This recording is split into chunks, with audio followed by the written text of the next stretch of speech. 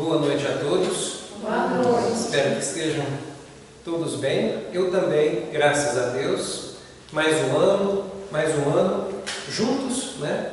Aproveitando essa oportunidade que as casas de orações nos dão para encontrar a religiosidade que tanto nos é necessária para que nós consigamos aquecer os nossos corações.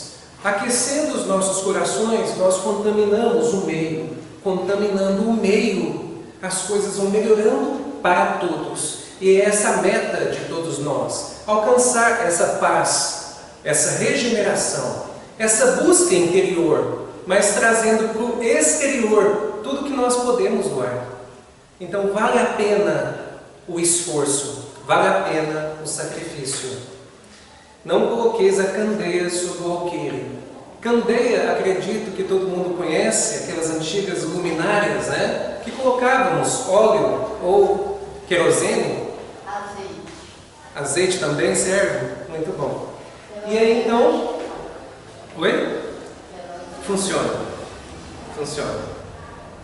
E aí, qual que é a função dessa candeia? Iluminar, trazer a luz para o nosso lar. Não é a função, né, de antigamente? Então, aqui, simbologicamente, vem chamar a atenção para que não se coloque a candeia debaixo do alqueire. Quer dizer, está buscando nos orientar para não colocar a luz debaixo da terra, que muitos de nós o fazemos.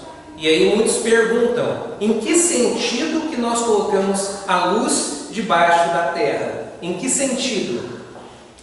Funciona assim, a luz que aqui Jesus vem nos falar é a luz do conhecimento, é a luz do Evangelho, é a luz do amor, é a luz do respeito, é a luz da fraternidade, amorosidade e piedade que devemos ter uns para com os outros. E por que isso falha? E por que nós acabamos colocando essa luz debaixo do alqueire, debaixo da terra? Eu vou estender debaixo dos nossos interesses materiais, sensuais, daquilo que nós observamos que vai alimentar os nossos prazeres terrenos. E muitas vezes nós vamos relegando os prazeres do espírito. Então é isso que Jesus quer dizer. Toda vez que nós optamos por pensar em nossos interesses e fazer somente aquilo que vai nos agradar, mesmo que para isso eu esteja levando vantagem em cima de alguém, eu esteja prejudicando alguém em sentimentos, fisicamente, materialmente, eu estou escondendo a luz debaixo do alqueire, debaixo da terra. Tá? Então é isso que Jesus vem nos dizer. E talvez muitos vão comentar assim, pois é, porém Jesus também, entre aspas, escondia alguma coisa, porque ele nos ensinava através de parábolas, não é isso? O que nós precisamos entender? Existem informações e conhecimentos que nós já podemos adquirir e existem outros que nós não conseguimos, né, absorver. Então, por isso que Jesus vinha com todo cuidado, buscando fazer com que o que nós já poderíamos absorver, Ele nos ensinou e buscou nos passar com as palavras mais simples possível. Por exemplo, amar a Deus sobre todas as coisas, ao próximo como a si mesmo, fazer ao outro o que nós gostaríamos que nos fosse feito. Isso aí está muito simples, não tem como errar, está muito fácil de entender. Mas acontece que além destes ensinamentos, que faz toda a diferença em nossas vidas, que bastaria isso, cada um conforme as suas obras, conforme o seu trabalho, conforme a sua dedicação e o seu sacrifício, o plantio e a colheita. Então se a pessoa planta, se a pessoa auxilia, se a pessoa pensa em si mesmo, mas pensando em si mesmo, ela também está acolhendo o seu semelhante, então essas pessoas estão plantando coisas boas. E naturalmente que vão colher também o quê? Coisas boas. Então Jesus vem nos ensinar isso com palavras muito simples, que não tem como errar. Porém, além desses ensinamentos simples do dia a dia, que são fáceis de absorver, Jesus também vem nos trazer ensinamentos eternos, ensinamentos que vão alimentar o espírito não só para essa existência, mas para muitas outras. Só que o que acontece? Se ele fosse dizer com as palavras, nós não iríamos entender. E muitos de nós não entendemos até hoje. Muitos de nós falamos meu espírito, não é? Sendo que nós não temos espírito, nós somos um espírito encarnado.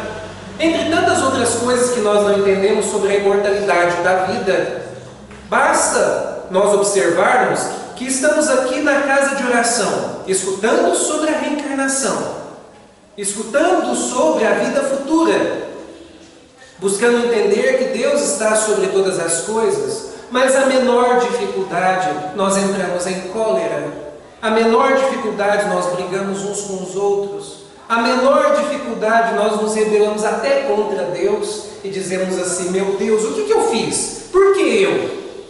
Não é? Então acontece isso. Então o que nós precisamos entender? Jesus, com o que já é possível absorver, ele vem dizer literalmente para nós. Mas o que não é possível? Ele conta histórias, ele conta parábolas. Não é o que nós fazemos com as crianças?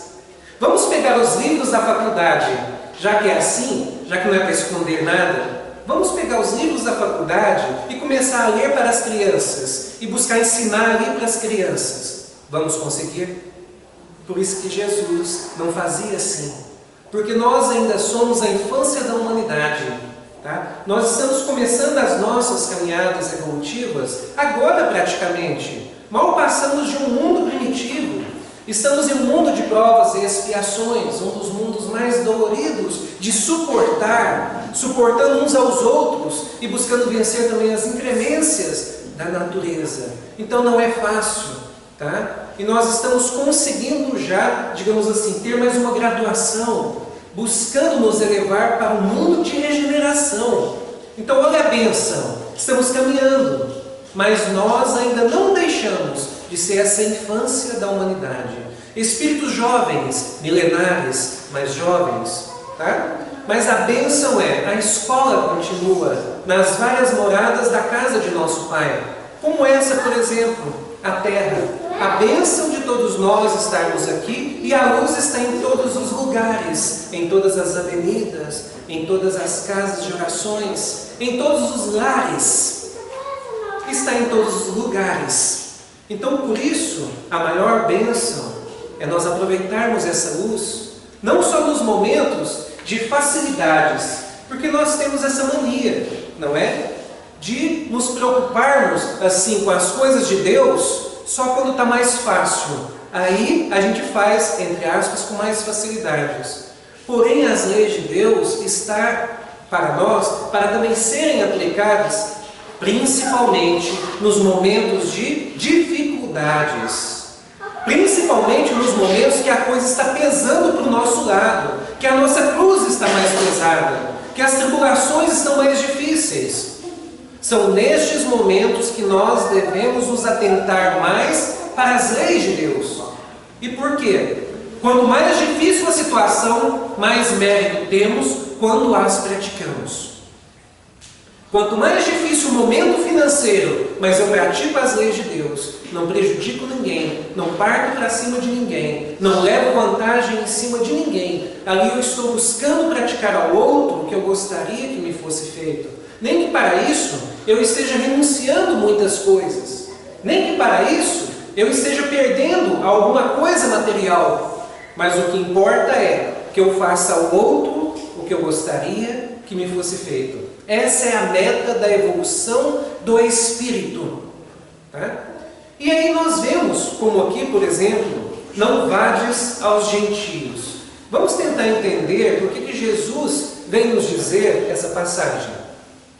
Jesus enviou seus 12 apóstolos, depois de lhes ter dado as instruções seguintes: não vades aos gentios e não entreis nas cidades dos samaritanos, mas ide antes as ovelhas perdidas da casa de Israel, e nos lugares para onde fordes, Pregai dizendo que o reino dos céus está próximo.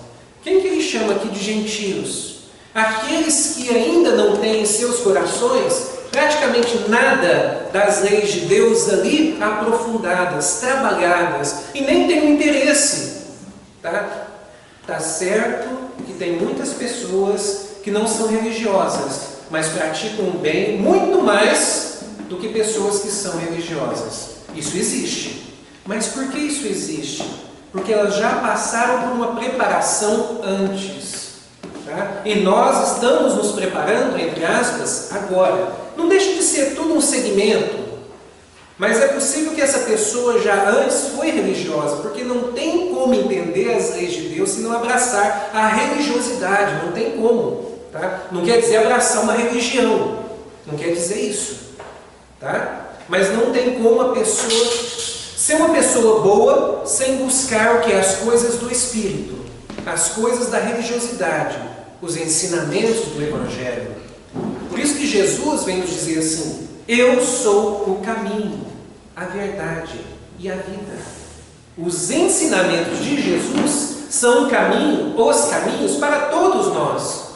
E a partir do momento que nós vamos entendendo que este é o caminho, significa nós estamos abraçando a verdade do Evangelho, a verdade de Deus, a verdade que vai consolando a todos nós, que vai chegando aos corações dos governados, que vai chegando aos corações dos governantes, que vai chegando aos corações de todos nós, abrangendo as leis de Deus sobre as leis humanas, trabalhando as leis civis e melhorando-as. Esta é a meta. Então, com o tempo, nós vamos entendendo que não existe mais gentios, que todos nós já passamos pelos ensinamentos de Deus. Todos nós nessa terra, no passar das reencarnações, o Evangelho chegou até nós. De alguma forma, isso acontece. Não tem como não acontecer ou não ter acontecido. Então, o que quer dizer? Que todos nós que estamos na terra, a maior parte de nós, para não dizer todos, já temos conhecimento das principais leis de Deus. Todos nós já temos essa luz dentro de nós. Não quer dizer que nós estamos o quê? Projetando-a. A maior parte de nós ainda está no mundo pelo mundo. Ao contrário de que já tem muitas pessoas que estão no mundo não sendo do mundo e sabendo que não são do mundo. Olha só como é que são as diferenças. Tem muitas pessoas que estão no combate, na luta, só que na luta contra o seu semelhante, na luta para conseguir as coisas do mundo. E naturalmente que essas pessoas acabam adoecendo no meio de tudo que conquistam ou não conseguem conquistar e adoentadas. Porque nós sabemos o seguinte: nós estamos na terra para ir nos encontrando com Deus. E com o tempo nós vamos compreender que as coisas do mundo, nada mais, nada menos, são instrumentos para que nós consigamos elevar a nossa alma. Porque com os instrumentos da terra, nós alcançamos o semelhante. Com os instrumentos da terra, nós levamos moradia para o semelhante. Nós levamos trabalho para o semelhante. Nós levamos auxílio de doenças, porque nós conseguimos produzir remédio para o nosso semelhante. Vestes, alimentos para o nosso semelhante. O corpo físico para que nós possamos transitar aqui, e alcançar o nosso semelhante. Esta é a meta. Mas muitos de nós ainda não compreendeu isso. Muitos de nós está atrás do amor de sua vida e não entendeu que o amor de nossas vidas é Deus. Não que nós não devemos encontrar alguém para caminharmos juntos, mas lembrando, a meta principal é Deus.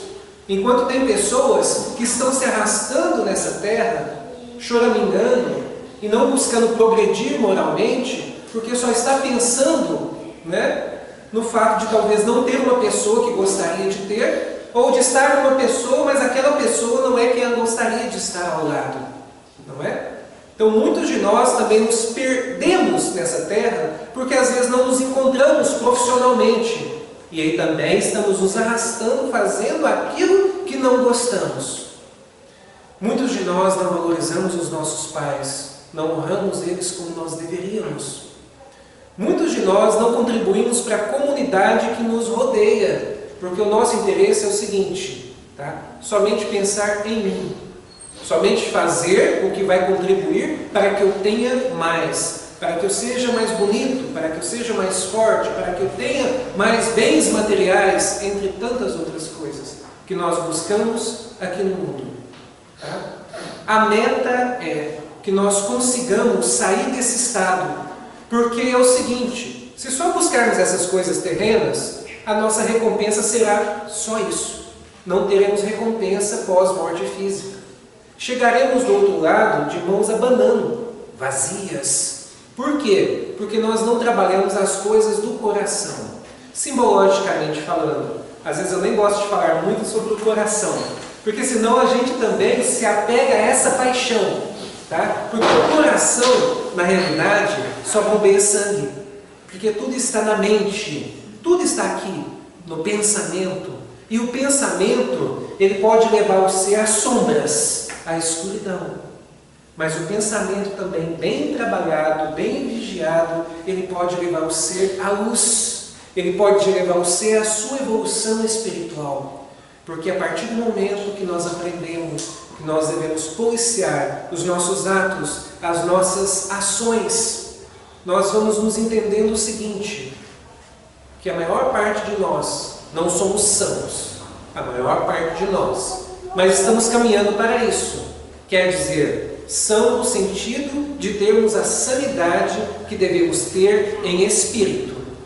Porque talvez estamos caminhando bem aqui fisicamente, tá? Mas o espírito está adoecido. E pode ter certeza de uma coisa, uma hora desce para o corpo físico.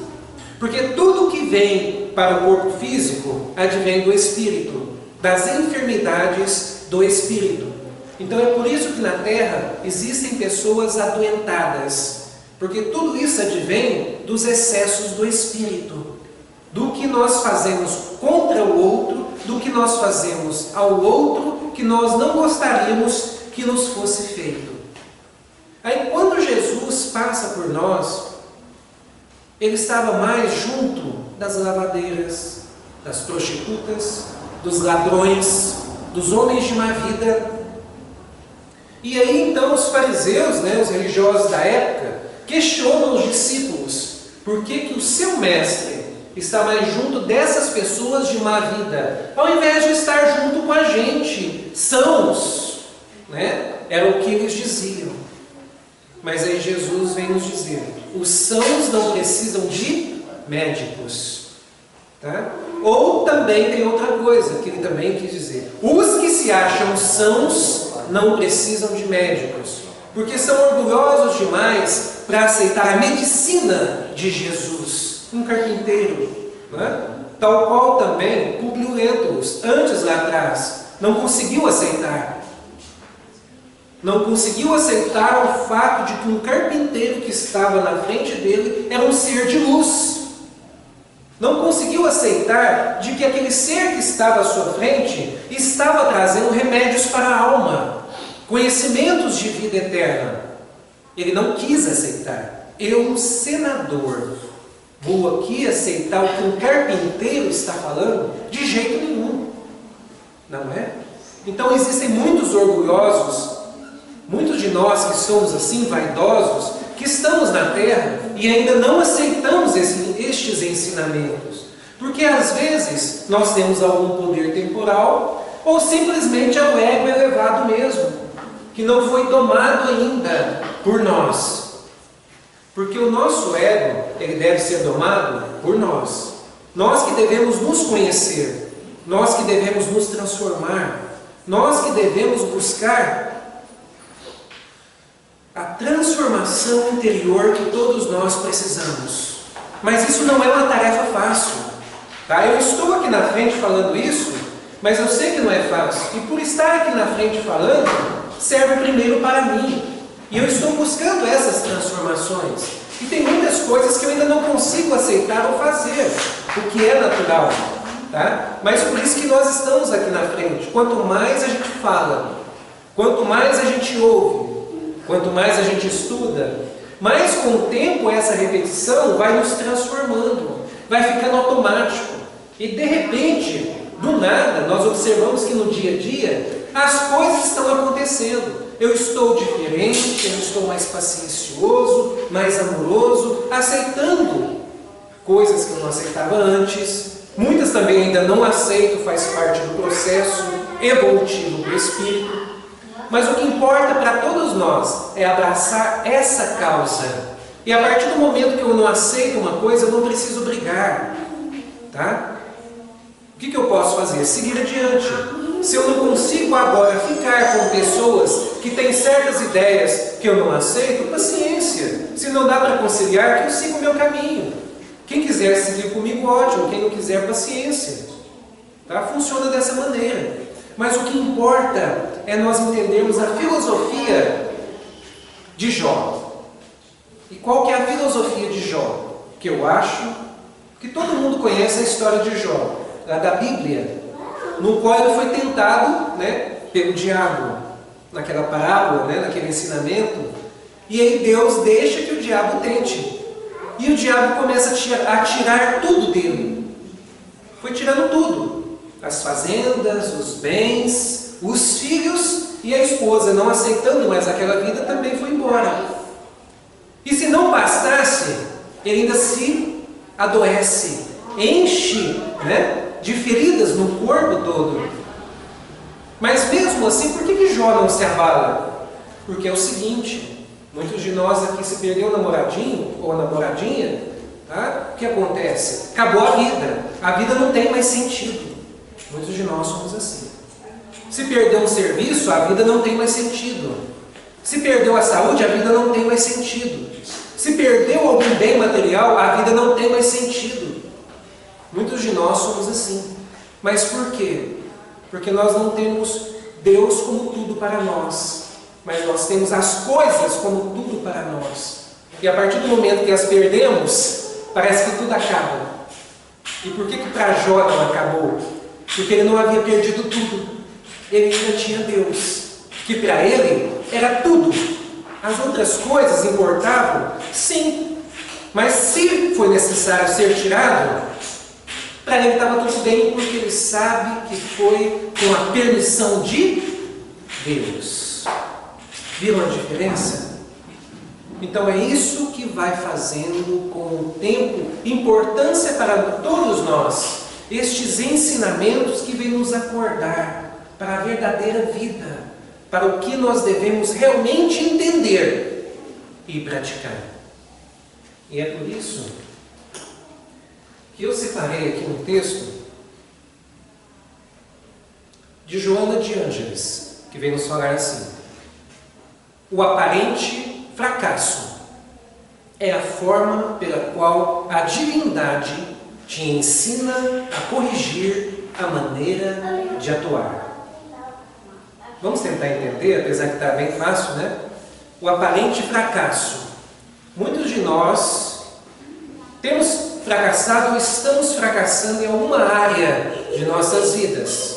Pode ser a financeira, pode ser a amorosa, pode ser com os nossos pais, com os nossos filhos. Em alguma área, eu tenho certeza que muitos de nós aqui não estamos nos acertando. E por que nós não estamos acertando? Porque talvez nós não estamos sabendo lidar com ela da maneira como deveríamos. Vou dar um exemplo. Se é financeiro, talvez porque quando nós estamos bem financeiramente, nós prejudicamos alguém. Nesse sentido, nós tiramos de alguém. Vou dar um exemplo. Como profissionais que levam vantagem em cima de seus clientes e pacientes. Aí o que acontece? Chega um momento que eles vão fracassar. E por que isso? Já vou dizer, mas vou dar outros exemplos. Tem pessoas que não estão bem amorosamente. Será por quê? Será que é porque só está pensando em si mesmo? Será que é porque só quer uma pessoa especial para si, não é especial para o outro? Será porque só quer levar vantagem em cima do outro? Ou só abusar do outro? Então vai chegar um momento que essa pessoa vai ter seu fracasso amoroso. Provavelmente por causa disso. nas famílias. Por que será que não nos entendemos com os nossos pais? Será que é porque não os respeitamos?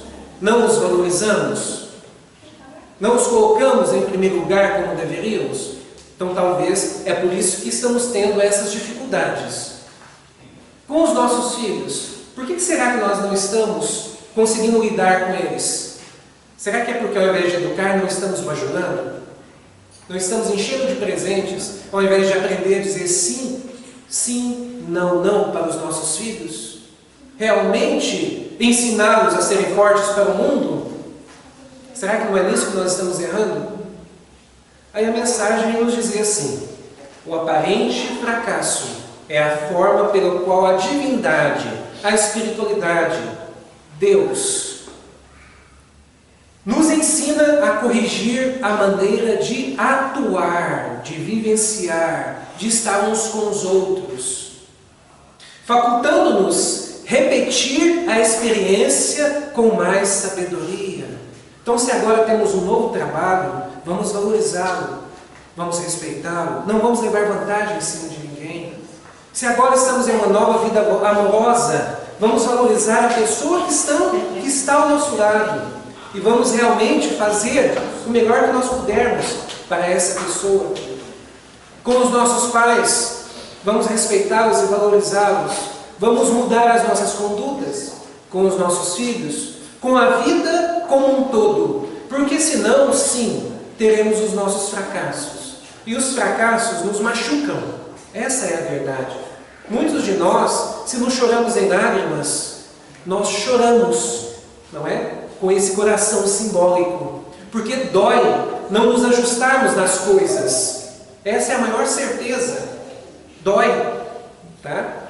Mas lembremos do ensinamento de Jesus, cada um conforme as suas obras, e dessa mensagem, nos ensinando que o aparente fracasso pode ser o fato de que nós não estamos sabendo lidar uns com os outros, de que estamos com o ego elevado e pensando só em nós. Sendo assim, uma hora, essas coisas que estamos abusando se afastam de nós. E tem um outro ensinamento muito interessante que vem nos dizer assim: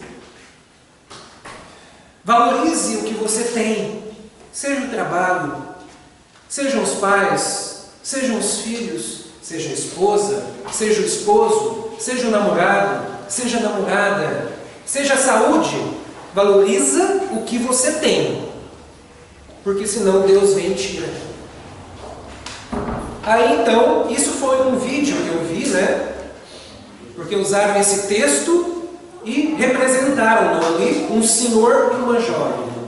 Então o Senhor disse essas palavras, para que nós possamos valorizar o que nós estamos conseguindo à nossa volta e temos no momento, porque senão podemos perder.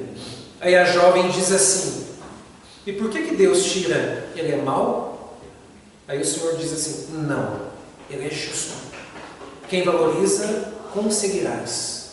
Quem não valoriza, perderás. É algo mais ou menos assim, tá? Porque Deus quer nos ensinar a valorizar todas as coisas, todas as pessoas, a divindade, Deus, nosso anjo da guarda, nós mesmos. Deus quer que nós aprendamos isso. E enquanto nós não aprendermos isso, nós sofreremos com perdas, dificuldades. E isso não é punição, porque muitos de nós temos essa coisa em nossas mentes, que nós somos punidos. Não, Deus nos ensina. Deus nos ensina o amor incondicional. E não é este amor banal, esse amor paixão, este amor apego, este amor possessivo. Não é este amor que Deus quer nos ensinar. Ao contrário, Ele quer que nós nos desapeguemos de tudo isso que é prejudicial. Deus quer que nós estejamos no mundo sem ser do mundo. Então é por isso que Ele se esforça tanto. É por isso que Jesus veio a essa terra, o nosso quê? Nosso mestre, né? Nosso governador espiritual, um espírito angélico puro, chegando à perfeição aproximada de Deus. Mesmo assim reencarna nessa terra e passa pelo que Ele passou para nos dar o maior exemplo de sacrifício, maior exemplo de trabalho, de ensinamentos, de amor ao semelhante e principalmente de perdão. Por isso que ele foi ao mais alto sacrifício para nos mostrar que na terra, para que consigamos evoluir e aprender essa lição e sermos sábios perante as leis de Deus, nós temos de pegar todas as tribulações que nós temos, todas as dificuldades que nós temos, e seguir os seus ensinamentos, e seguir com Ele, porque Ele vem nos dizer, não se chega ao Pai senão por Ele, ninguém chega ao Pai senão por mim. E Ele vem nos falar, eu trabalho todos os dias, eu estou a negócio dos pais, e meu Pai trabalha também. Significa que é trabalho para todos, que é que todos nós busquemos ser úteis na vida daqueles que nos rodeiam e além. Porque sendo úteis na vida dos que nos rodeiam e além, nós estamos sendo úteis em nossas vidas. E ser útil em nossas vidas também é cuidar do corpo, cuidar da higiene do corpo, cuidar da saúde do corpo e cuidar principalmente da saúde do espírito. E aproveitando essas obras magníficas, da espiritualidade, palavras de vida eterna, tal qual, em um momento onde que Jesus estava triste e viu que a multidão se afastava, Jesus comenta com os discípulos, vocês também querem ir? E os discípulos disseram assim, não, mestre, que isso? Somente você tem palavras de vida eterna.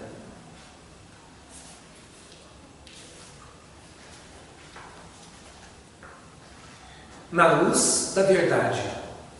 E conhecereis a verdade, e a verdade vos libertará. Bem, para entender melhor isso, é preciso que nós possamos compreender o seguinte: a maior parte de nós somos escravos dos nossos desejos, escravos dos nossos excessos, escravos do nosso ego, escravos das artificialidades e adornos que criamos à nossa volta. A maior parte de nós. E aqui ele vem nos dizer, conhecerás a verdade, e a verdade vos libertará. Nenhuma espécie de amor humano pode comparar-se ao divino amor. Eu comentei agora há pouco, o que nós entendemos de amor? Amor possessivo, amor paixão, amor apego, é o que nós compreendemos de amor. Só que na realidade, este não é o verdadeiro amor. Esse ainda é o interesse material que reina dentro do espírito. O verdadeiro amor é aquele incondicional, no qual ele agradece a Deus por todas as coisas, por todas as bênçãos, por todas as oportunidades, por todas as pessoas que nos rodeiam, que nós sabemos que complementam em nossas vidas, e também pelas pessoas que muitas vezes nos trazem dificuldades, nos trazem transtornos. Porque na realidade, nós aprendemos mais são com essas pessoas, com as que nos trazem mais transtornos e dificuldades. São elas que nos ensinam a sermos melhores. São elas que nos ensinam a perdoar. São elas que nos ensinam a sermos amorosos, mesmo que o outro não seja com a gente.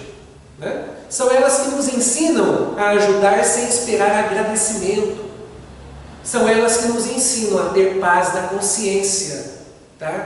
Por exemplo, se a mãe ou o pai não são bons pais, que eu seja um bom filho. Se a esposa ou esposo ali não é um bom esposo ou uma boa esposa, que eu seja um bom esposo ou que seja uma boa esposa.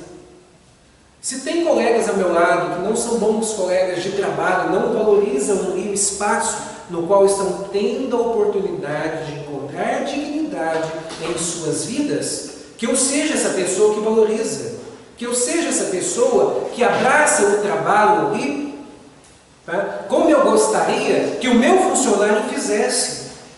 E assim essas pequenas lições vão me ensinando a valorizar mais tudo que Deus me proporciona.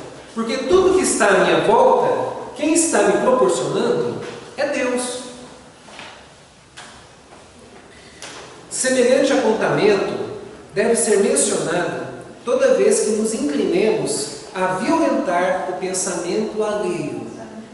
Quando ele fala em violentar o pensamento alheio, ele está dizendo assim: toda vez que eu quero levar vantagem em cima de alguém, toda vez que eu quero abusar de alguém, toda vez que eu quero fazer prevalecer o que eu quero, e que muitos talvez à minha volta não querem, e às vezes são subjugados a fazer o que eu estou insinuando.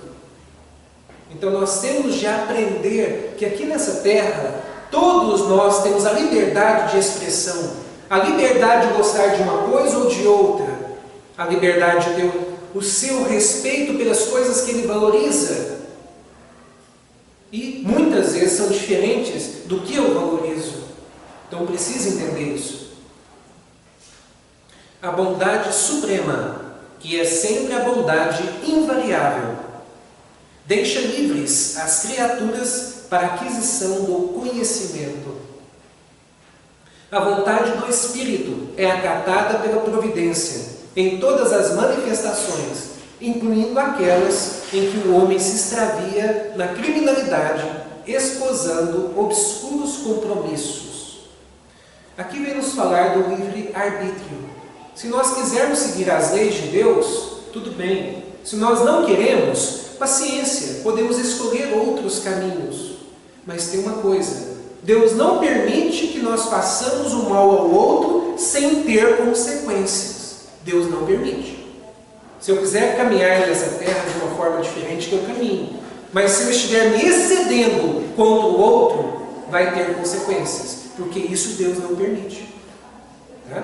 Então que nós possamos saber disso. Porque é muito fácil bater no peito e dizer: corpo meu, vida minha, regras minhas. É muito fácil fazer isso. Mas com o tempo nós vamos entender que na realidade nós não temos nada. Nem o corpo físico é meu. Tudo é emprestado. Tá? Todas as circunstâncias que nos rodeiam são trabalhadas para nos auxiliar na nossa evolução espiritual. Então não adianta bater no peito e dizer: corpo meu, coisas minhas, regras minhas. Nada no mundo são regras minhas, a não ser as regras que eu imponho ao meu espírito. Caso contrário, falei meu espírito de novo, não é errado, né? As regras que eu imponho a mim mesmo, em espírito. Tá? Então isso eu posso impor, essas regras eu posso impor, mas ao corpo eu não tenho regras. Tanto que eu não impeço o meu envelhecimento. Eu não consigo me impedir, certas vezes, de adoecer. Eu não consigo impedir, certas vezes, nem de engravidar. Entre tantas outras coisas. Então basta eu entender: no mundo, nada de regras minhas. No mundo eu tenho de seguir as regras. E as regras são de Deus. Se eu busco um caminho contrário, eu tenho essa liberdade. Mas aqui, como bem vem nos dizer, a vontade do Espírito é acatada pela providência em todas as manifestações, incluindo aquele ser humano que se extravia na criminalidade, tá? Esposando obscuros compromissos. Olha aqui, ó, esposando obscuros compromissos. Porque a partir do momento que eu passo para a criminalidade, por levar vantagem, por prejudicar o outro, eu estou esposando compromissos obscuros, me escravizando aos meus excessos. A lei de retorno, de causa e efeito, ou cada um conforme as suas obras.